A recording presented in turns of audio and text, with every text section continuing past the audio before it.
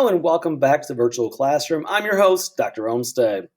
And today's topic is the second half of our lecture on exploration and conquest.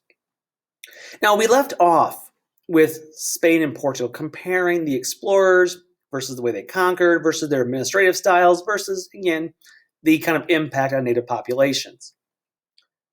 Now, we're going to go on and talk about other Europeans and ultimately kind of what happens as far as the Columbian Exchange goes. Again, I won't go over that too much detail. Before we begin, though, hit pause, jot down the rest of the lecture outline, and pay attention to those key terms at the left. So let's get started. So, again, we left off with Spain and Portugal. Let's talk about others besides them, and specifically start with the Dutch. Now, the Dutch also embraced that idea of the old imperialism of course, the very similar to the Portuguese. And this is in sharp contrast to the Spanish, right? And so this is a sharp contrast to the new imperialism. They're going to embrace the old imperialism ideas. And so we see the Dutch Republic, or i.e. the Netherlands. The Dutch East India Company, again, this joint stock company, is going to be founded in 1602 and will become the major force behind Dutch imperialism. And so originally they're going to expel the Portuguese from Ceylon, Sri Lanka, and the other spice islands in Indonesia. Again, very quickly, this joint stock company is going to expel the Portuguese from the spice islands in Indonesia. And as a result, they are going to oust the Portuguese by about 1650, and they're going to take over the Indian Ocean trade. Again, impressive in such a short time. In addition, by 1650, they begin to challenge Spain in the New World to control much of both the American and the African trade. Now, if you remember your U.S. history, 1651 was the year in which the English instituted the Navigation Act. We'll talk about them later, actually. But just to bring that up right now, think about 1650 is when when the Dutch are beginning to challenge Spain in the New World for control of the American and African trade. Meaning that there's a problem in the Americas with the English as well, hence the Navigation Acts. Do you remember oust the Dutch from New York? Anyway, the Dutch Republic becomes the leading European commercial power because not only are they controlling at one point the Indian Ocean trade, by 1650 they're basically challenging the Spain for control of the trade over the Atlantic between the Americas and Africa. Not to mention, Amsterdam became the Europe's financial center from the early 1600s all the way through the French Revolution. The Dutch became the primary bankers, replacing the Italians. And the safest European bank in the world was the Amsterdam Exchange Bank. How do they do this? The Dutch become one of the best shipbuilders in the world. The Dutch will develop the largest fleet of ships in the world, nearly 10,000 ships. And of course, led by the Dutch East India Company, they will displace the Portuguese for control of the spice trade in the Indian Ocean. Again, this tiny little Netherlands, right? The Dutch. They are going to usher in control so vast. Again, this is what's so fascinating with this exploration lecture. They're not controlling all the territory. They're controlling the world's finances, the trade, plus the bank system. Now, the French will also get involved. And it's something you should remember from U.S. history. The French, of course, with Henry Hudson and Jacques Cartier, they will begin to search for what was called the Northwest Passage. Now, the Northwest Passage was this mythical idea. I say mythical because what was thought was there had to be a way to get across the American continent by ship without sailing around the tip of Chile in South America. And so they were looking for what's called the Northwest Passage, this river that would lead them through the American continent and out the other side directly into Asia. Again, it saves so much time.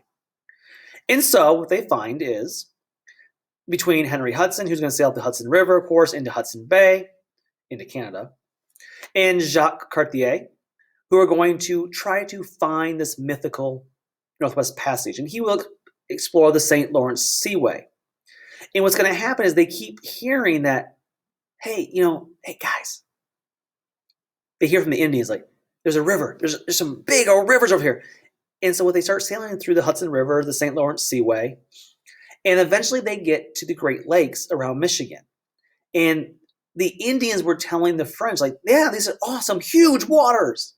Well, the Great Lakes are if you're rowing a canoe, which is what the Indians were doing. So, of course, the French were very disappointed when they realized that this is not the Pacific Ocean, but rather just a lake. And again, a similar thing happened with Hudson Bay. These are just lakes, right? Large bodies of water, granted, but not the Pacific Ocean. And so they never find this mythical, Northwest Passage, but Jacques Cartier will help France establish the first settlement in the New World. And in France's first settlement will be Quebec, and it will not be founded, though, until 1608. Also comparatively late in the exploration game, of course, is England. Now, one of the first English explorers is John Cabot, and John Cabot will explore the northeast coast of North America, actually quite early. As he dies by 1500, so in the late 1480s, 1490s, he's exploring the northeast coast of America, i.e. Newfoundland, Canada area, maybe upper New England area. And honestly, though, they do very little with it. For a few reasons that we'll discuss. But one of the biggest reasons is King Henry VII. He was not interested in colonization. Remember, first of all, he's concerned with shoring up his own reign after the War of the Roses. But he sees no interest in colonization because there's no gold or silver found immediately on these early voyages in 1500. And so we're going to skip forward 100 years. Now, again, there's lots of reasons here. One of the big ones, of course, is the Protestant Reformation. It is the religious warfare going on with King Henry VIII, with Protestantism, and, of course, the exchange of rulers between Protestant and Catholic following King Henry VIII. Nonetheless, the first permanent settlement, of course, will be Jamestown in 1607, but that ushers in a very different phenomenon compared to the rest of the Europeans. Because whereas the majority population in Mexico becomes mixed, right? Often mestizo. As Brazil becomes extremely racially mixed and diverse. In what is now the United States, following Jamestown in 1607, of course, then you get the Massachusetts Bay Colony in 1620. The Pilgrims.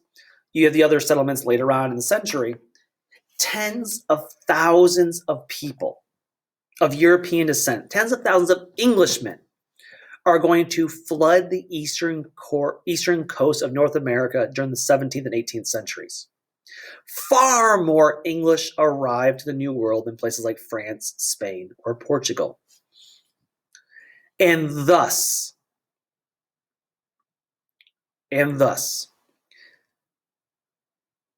this is going to change inter-ethnic relations. Remember, while obviously interracial relations did occur, Pocahontas being the easy example. Again, that was legitimized, others not so legitimate. The reality is, what is now the United States had a very different attitude when it came to race. And I'm not saying other ones were progressive, I'm not saying they were equal at all. But they had a very different look. Because whereas lily white Englishmen become the standard in the majority population in what is now the United States, Spanish-looking, fair-skinned people are not the majority in Mexico. No, they're mestizo. They're mixed. They're Mexican. Same with South America. They're all a mix of indigenous with European. The United States is very unique in that. And of course, they will usher in and have a great need for, of course, the asiento, the slave trade. Again, please note this is not the triangle trading. That's what you'll probably every test you ever see. Because it's an interweb of exchange across the Atlantic Ocean. Now, the first European nation to really kind of go first in all this, of course, is Portugal. They will introduce enslaved individuals in Brazil to farm the sugar plantations very early on. And from there, the plantation economy becomes immensely profitable for European merchants, whether Portugal and, of course, later on, the British. The result of this plantation economy throughout Brazil, the Caribbean, Mexico, the United States, is going to be profitable for Europeans, but decimate indigenous populations. Because as they try to enslave native populations between, obviously overworking them and disease, smallpox, what we're going to see is the introduction of enslaved Africans. Because Africans, for the most part, were fairly immune to European diseases. And so this becomes the reason then why Europeans began to enslave them and force them to work on as plantation laborers in the Americas. Yeah, a few slides for you in this one. Now, after 1621, the Dutch East India Company will kind of take over a little bit, and they will begin to transport thousands of enslaved individuals to the New World. And of course, early on, the number one product being grown on these plantations was sugarcane. Why? Because sugarcane becomes one of the most valuable products in the world. By 1700, it was replacing honey as the primary sweetener for increasing numbers of Europeaners. And by the 17th century, I'm going to go back up here. This picture right here illustrates, this is a French illustration that shows kind of the proper way of, how they supposedly were treating their enslaved Africans. Now, the reality, of course, is that it was just, hell. Because what you get is this. What you get is approximately 50 million Africans will die or become enslaved during the 17th and 18th century. Again, this is not just how many were shipped based on ship registers, but estimated number of 50 million Africans dead or enslaved during the 17th and 18th century. For example, by 1800, 60% of Brazil's population was enslaved Africans. By 1800 also, 20% of the United States population was enslaved Africans. This is bad. Now, please note, this did not start in the Americas. It actually started in the Mediterranean. And the first kind of plantations were set up in the Mediterranean on islands and also on the Canary Islands.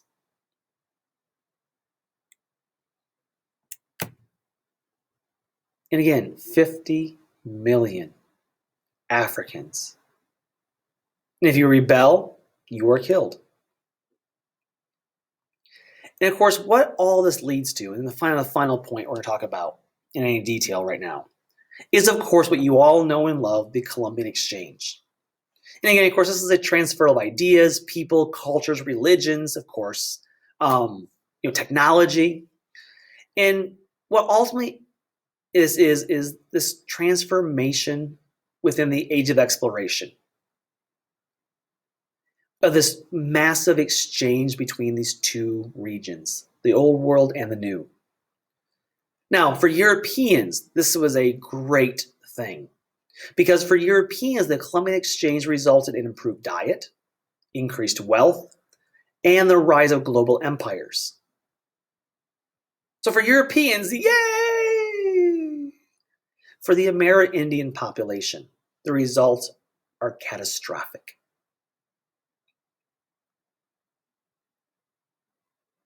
And yes, there will be some people who criticize this, including Bartolomé de las Casas, we talked about him earlier, who will criticize the Spanish ruthlessness. Michel Montaigne is going to contrast in the 1580s, will contrast the greed and violence of the Europeans with the relatively simple and harmonious Amerindians. Because think about this for a minute. Native American populations, for the most part, not all, they were very collectivistic. They worked together for the good of the tribe. Europeans, on the other hand, with mercantilist practices, is all about individualism. It's about extracting and gaining wealth for yourself. Again, I'm not trying to say the Indians were perfect, because again, look at the Aztecs. They were quite ruthless. But in comparison to the Europeans, there's a stark contrast between the styles of, well, living. In addition, of course, along with the Columbian Exchange, of course, is, again, one more slide for you to take note of, some of the major things that transpire. But of course, one of the biggest issues is disease. Between 1492, when Columbus sailed the ocean blue, and 1600, approximately 90% of the Amerindian population perished. 90% of Indians are dead. Now, I'm going to call it genocide. That's what it is. Now, you may argue with me and say, well, they weren't necessarily doing it on purpose. And genocide means intent. I disagree. But okay, fine. They were not intending to kill these people. But they did. Even if they didn't understand why. They did. And of course, one of the biggest reasons is what's known as virgin soil epidemics, because the Native Americans did not have immunity to European diseases, including the biggest killer of all, smallpox. But don't forget, there are others also. Measles, bubonic plague, influenza, typhus. Now, just to be fair, there was at least one disease, one major disease, that would be spread from native populations back to Europeans that would greatly affect thousands of people back in Europe. And of course, that was syphilis. And it is considered the most significant transmitted disease between Native Americans back to Europeans that would go back to the homeland. I'm sorry, I have a hard time feeling sorry for these poor white people, because syphilis, of course, is a sexually transmitted disease, which means, yep, they got it most likely through rape. So again, I'm not sorry whatsoever for that. Now, for Europeans, though, again, I'm going to go back to Europeans. So this is a European history course. For Europeans, the Columbian Exchange did represent nothing short of a revolution in form of diet and in the importation of a variety of plants. Things like the potato becomes a new staple crop in Europe after, Columbus's voyage. Things like the tomato. And other things, corn from Mesoamerica, pineapples, tomatoes, tobacco. Yeah, everybody needs to smoke, right? Beans, vanilla, chocolate. And even better, if you're able to take that chocolate and mix it with some sugar cane, add some milk to it, you can water it down so you can spread it further and make more profit off it. And of course, the old world will throw in some new things to the new world, including things like pigs that will pillage the ecosystem. Oh, and then of course things like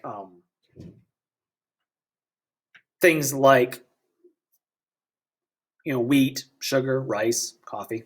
I do love my coffee. Got it right here. Got my coffee. And so by 1600, Europe is now trying to recreate Europe in the New World by growing mostly their crops, which again is decimating native populations who are not used to all this change in food. They want their corn, beans, and squash. And of course, the livestock from Europe is also decimating the ecosystem, the ecology of the New World, especially the pigs, who eat everything in sight.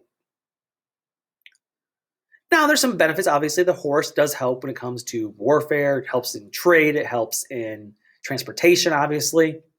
And having beasts of burden is a good thing for Native Americans. There was some benefit there. But I would argue the negative outweighs the positive because, again, death. And I just like this question. It's a great, if we were having this in class, we could discuss this in more detail. But would it be considered, the Columbian Exchange, an unintentional bioterrorism? because the obviously the biological component of smallpox and disease, and then you add in like domestic animals. Yeah, bioterrorism. And of course, we're going to extract as much wealth as possible, especially from the rich silver mines of Potosi in Peru and throughout Mesoamerica that will provide a huge influx of wealth for the Spanish Empire.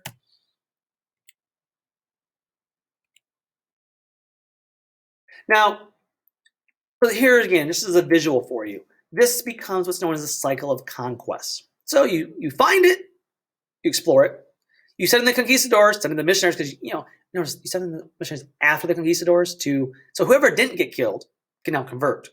Form permanent settlers now because we pacified the area, made it more European and Christian, and now becomes a permanent official European colony. Yay! Make it mercantilist and extract the wealth. Now, one of the big issues, don't forget, Europe is not just going to the Americas. They are also going around the Horn of Africa, and they are now pushing into Ming China, going into Japan. And while Ming China is going to try to pull back and isolate, Japan is going to see the future, and they will open up a bit to westernization, which is going to allow them to survive as an independent nation, well, forever. However, the competitiveness of these European monarchs is going to lead to continued and more exploration and more conquest and more death. Why? Because they want to, quote unquote, keep up with the Joneses. They want to compete with their neighboring European nation. Unless these relatively small European nations are going to control vast amounts of the world. And what's going to lead to, though, between these competition was going to lead to trade conflicts and rivalries between European powers during the 17th and 18th century, which will lead to numerous wars, including the War of Spanish Succession we'll talk about later, and of course the one you all remember, the 7 Years' War. Again, those are topics for a future date, but up next, the promised lecture on witches. So until next time, take care and bye-bye.